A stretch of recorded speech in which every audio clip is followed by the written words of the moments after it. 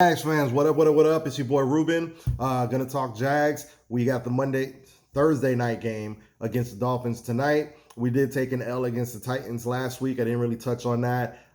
Basically, what I saw in a nutshell was we sold out to stop the run because Derrick Henry usually goes ham on the Jaguars, especially in Tennessee. So they sold out to stop him. They did a pretty good job of stopping him, but as a result, we kind of left the secondary out to dry. So we had Andrew Wingard, I believe, starting. He clearly is not the type of safety that you want starting. He's not a bad backup. He's kind of an in the box type. He's not really the greatest pass coverage guy. He's very active. I'm happy to have him as a backup. However, he was in the game quite a bit. I know Josh Jones was laboring from week one, so I don't know if there were some issues going into week two as far as injury concerns, but it didn't seem like we held up a lot. We started off the game with Jonnu Smith going, I want to say like 40 plus yards on a screenplay. And that seemed to be the theme. The middle of the field seemed to be wide open for the Tennessee Titans. Now, what we can't really figure out is it just the fault of the safety play or the secondary play, or was it the lack of pass rush? We didn't really, I believe we had a sack, and there was one play that was just kind of excruciating to watch because what ended up happening was thought Josh Allen was going to finally get his first sack. He destroys Ryan Tannehill, but he heaved the ball, which should have been any other game. If you have decent safety play, would have been an interception, but it ended up being a touchdown because guys, I guess, just weren't in place. So we didn't get the sack, and we gave up the touchdown. It was a really painful play to watch for me, but it is what it is.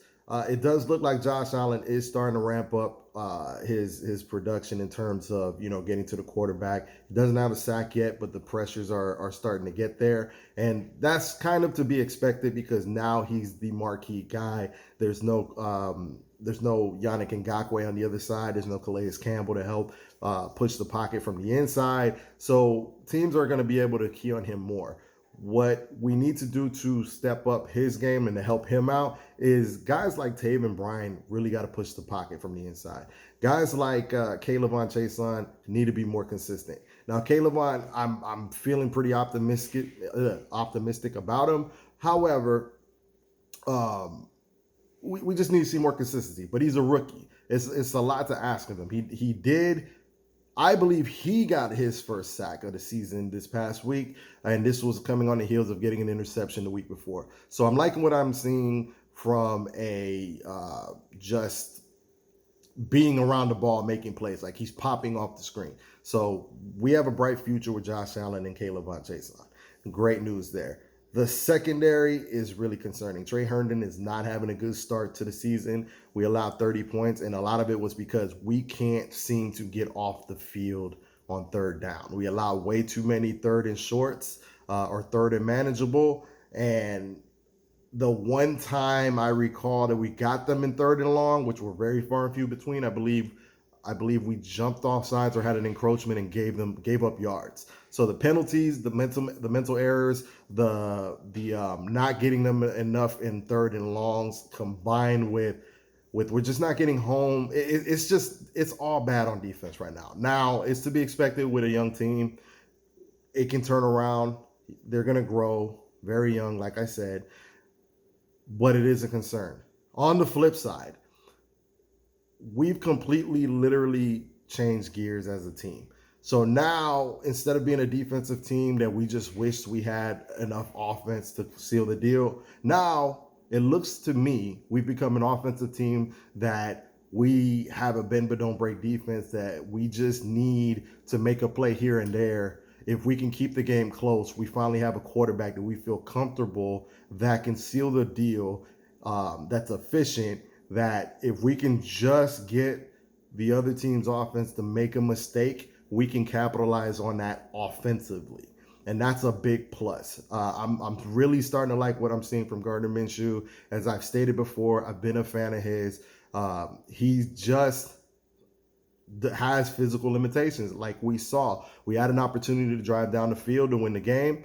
He, because of his short stature, tried to throw a pass in the middle of the field. It got batted up and intercepted. Not really fault of his own. It was more of a good defensive play, unfortunately, at our demise. So we really very easily could have been 2-0. Now enter the Dolphins. The Dolphins are a team also rebuilding. I think they're in a little bit of an accelerated rebuild, sort of kind of like what we're doing, except we're in a better spot because offensively we have pretty much everything we need. James Robinson has provided a pretty good ground attack. Jay Gruden has done a great job of scheming guys open, and I've told you guys how much I like our receiving core. We're 5'6" deep, and I didn't even mention Colin Johnson, who's a 6'6" monster. All right, that almost caught a touchdown, but he kind of got hung out to dry and got lit up and dropped the ball. But we have talent all over the field on offense, as long as the offensive line holds up, and hopefully James Robinson isn't just a flash in the pan.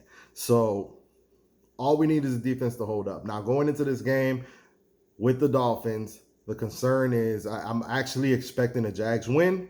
I think it's gonna be like a 30-20 type of game, mainly because I think we're going to be able to make some plays on them, and ultimately I think we're going to be able to force Ryan Fitzpatrick into some turnovers, or just a mistake or two that we're going to be able to capitalize on with our efficiency on offense. And they're not strong enough on defense to really stop us. We just hung 30 on Tennessee, and then I want to say, did we beat the Colts? You know what? Let me look that up for you. I want to say we beat the Colts something like 27-24.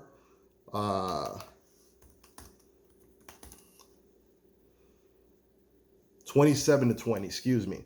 So we beat them 27-20. So we're getting close to averaging 30 points a game, which is a far departure from Jags games previously. So just keep that in mind. I expect a 30-pointer tonight. They're without Byron Jones. They're without playmakers on defense. They have some playmakers on offense, some interesting guys, but they're not necessarily what I would think the quick twitch types. They kind of have large receivers. They like to get downfield with Devontae Parker and Preston Williams. So with that being said, they have the kind of offense that needs a little bit of time to get downfield, and hopefully that bodes well for the pass rush. We can expect some Josh Allen and Kayvon Chase on sacks possibly, or just pressure. Sacks is an overrated stat. It's nice to have them, but what you really want is pressure. If you get to the quarterback and you make him force some mistakes, this is just as good as a sack. So I expect some mistakes from the Dolphins. I expect a clean game from the Jaguars. I expect the defense to kind of give up some plays here and there too, but ultimately I think the Jags come out on top tonight. All right, especially we're going to take advantage of the rookie they drafted that's going to be replacing Byron Jones. Xavier Howard on the other side, I understand he's also been he's coming back from a knee injury, and he hasn't quite looked good. So it's in our favor. So we could be 2-1, and we're going to be going into Cincy to play them for game 4. So we'll have a week and a half to prepare for Cincy, and I know on paper it should be a gimme, but Joe Burrow's looked really good, and our defense makes me really nervous. So I'd hate to get into a shootout, which is what I don't want to happen, is to get into a shootout.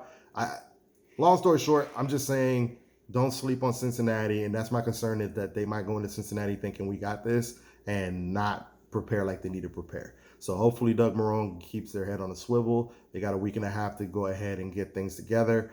But we'll see what happens tonight, guys. So check me out, Fan Smarter YouTube channel. Go ahead and hit the like, subscribe, hit the bell so you get the notifications when I drop the next video. And follow me on Instagram, Hulk0219. All right, peace.